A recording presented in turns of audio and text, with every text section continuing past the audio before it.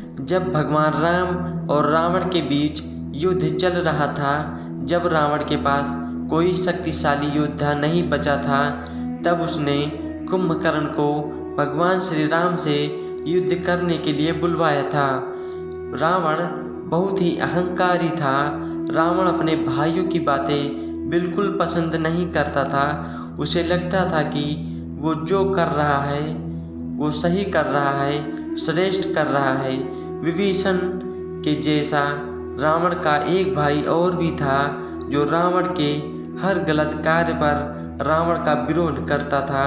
युद्ध में रावण का पूरा सहयोग किया था और उसी युद्ध में कुंभकर्ण भगवान श्री राम के हाथों मारा गया था। पौराणिक कथाओं के अनुसार ब्रह्मा जी को प्रसन्न करने के लिए कुंभकर्ण ने कठोर तपस्या की थी और जब वरदान देने का अवसर आया तो उसी समय माता सरस्वती उसके जीभ पर बैठ गईं, जिसके कारण उसकी जुबान लड़खड़ा गई।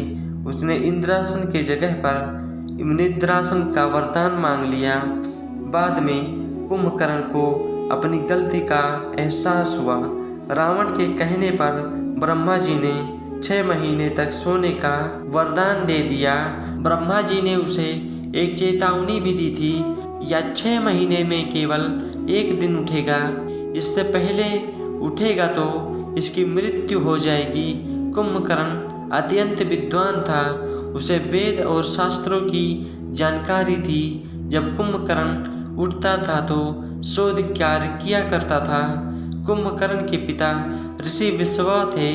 कुंभकर्ण भूत और भविष्य काल का भी ज्ञाता था, इसलिए रावण को कई बार समझाने की बहुत कोशिश की थी, लेकिन रावण उसकी एक ना मानी। कुंभकर्ण को जब पता चला कि रावण माता सीता को हर लाया है और उनको अशोक वाटिका में रखा हुआ है, तो उसने रावण के इस कृत्य पर विरोध किया। कथाओं के अनुसार कुंभकर्ण मर्यादा और रिश्तों को निभाने वाला राक्षस था। उसने रावण से कहा कि मैं जानकर भी एक अधर्म का साथ दे रहा हूँ, क्योंकि मुझे भाई का साथ देने के लिए कहा गया है, लेकिन मैं जो करने जा रहा हूँ उसे किसी भी सूरत में सही नहीं कहा जा सकता। इसके बाद कुंभकर्ण रावण की तरफ से भगवान श्री राम की सेना पर टूट पड़ा।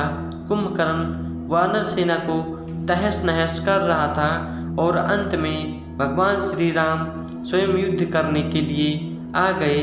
उसी युद्ध में भगवान श्री राम के हाथों कुंभकर्ण मारा जाता है। कुंभकर्ण इस बात को जानता था कि भगवान श्री राम श्री विष्णु के अवतार थे।